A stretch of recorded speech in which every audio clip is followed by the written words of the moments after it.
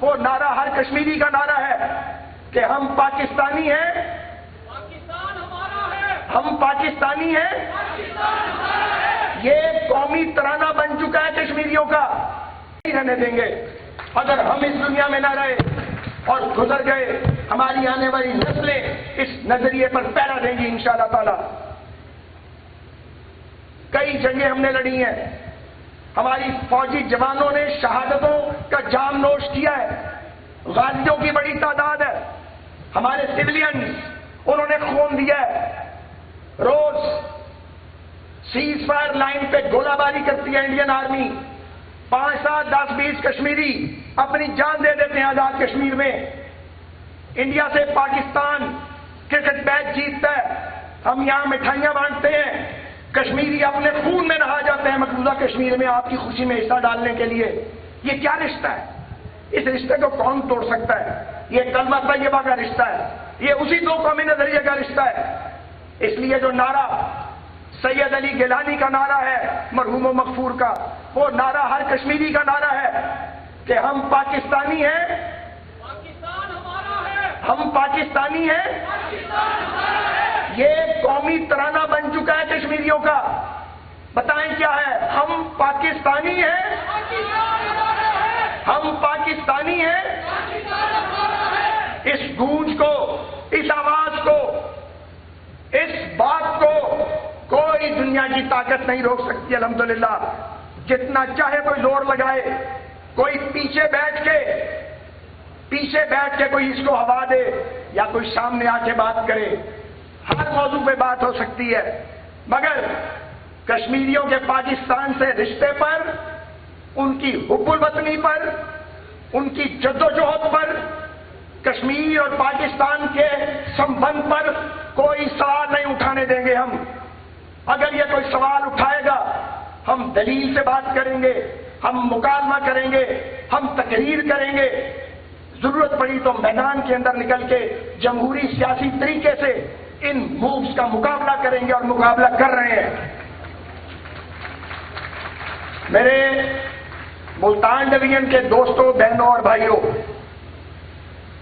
بات مسلم لیگ نون کے امیدوار کی کامیابی کی نہیں ہے، یہ اہم ہے، پاکستان اس سے زیادہ اہم ہے، کشمیر کاز سب سے زیادہ امپورٹنٹ ہے۔ تو کشمیر کاز کی تکمیل کے لیے، کشمیریوں کی آزادی کی جانب پیش قدمی کرنے کے لیے اور تحریک آزادی کشمیر کے بیس کیمپ آزاد کشمیر میں نظریہ الحاق پاکستان کو مضبوط کرنے کے لیے ضرورت یہ ہے کہ نظریہ الحاق پاکستان کے وکیل اور کشمیریوں کا مقدمہ لڑنے والی مسلم لیگ نون اور نواز شریف کو مضبوط کریں۔ نواز شریف نے کوئی کم ایفرٹ نہیں کی، یاد دلانا پڑتا ہے، یاد کریں وہ دن جب بی جے پی کے وزیر اعظم اٹل بہاری واجپئی بس پہ بیٹھ کے پاکستان آئے تو انہیں پاکستان کس نے بدو کیا تھا؟ جواب دیجئے۔ میاں نواز شریف نے بس پہ بیٹھ کے آئے اور کہاں گئے تھے؟ مینار پاکستان، جہاں قرارداد پاکستان منظور کی گئی تھی۔ اس تاریخی جگہ پہ کھڑے ہو کے اٹل بہاری واجپئی نے میاں نواز شریف صاحب کے ساتھ کھڑے ہو کر کہا کہ ہم پاکستان کی حقیقت کو تسلیم کرتے ہیں، یہ ایک ریئلٹی ہے۔ پھر لاہور ڈکلریشن ہوا، لاہور ڈکلریشن، اعلان لاہور، 3 مرتبہ کشمیر کا ذکر ہے اس لاہور ڈکلریشن میں۔ میرے پاس ہے بیٹا، چھوڑ دو۔ لاہور ڈکلریشن میں 3 بار کشمیر کا ذکر ہے کہ یہ ایک ڈسپیوٹ ہے دونوں ملکوں کے درمیان جسے ریزالو کرنا ہے۔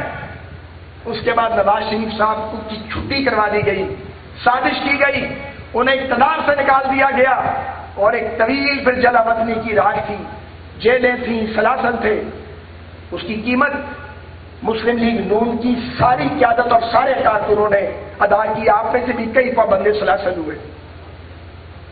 تو میرے عزیزوں اور دوستوں، جب پی ایم ایل این کی حکومت آئی اس ملک میں، آزاد کشمیر کی ڈیولپمنٹ کا بجٹ کئی گنا بڑھا.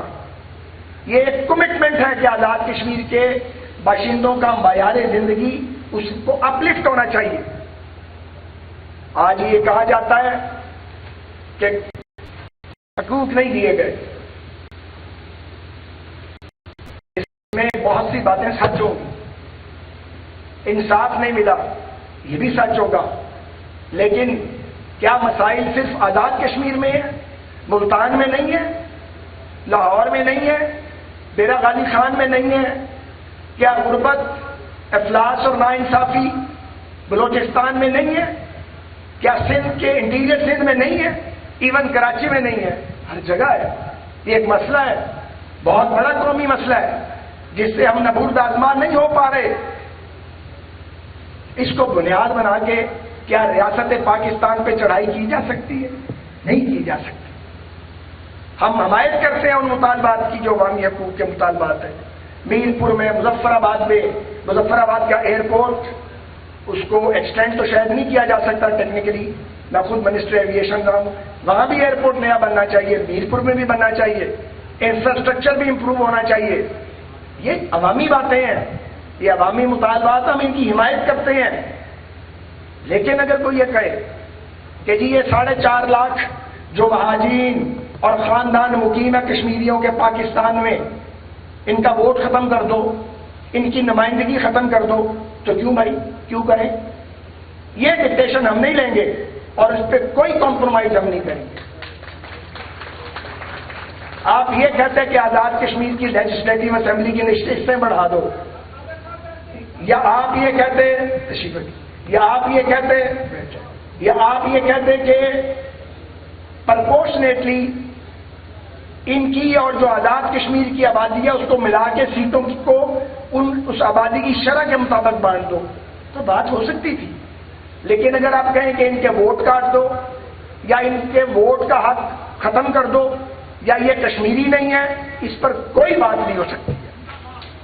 اسی طرح جب مذاکرات کاروں کو یہ کہا گیا،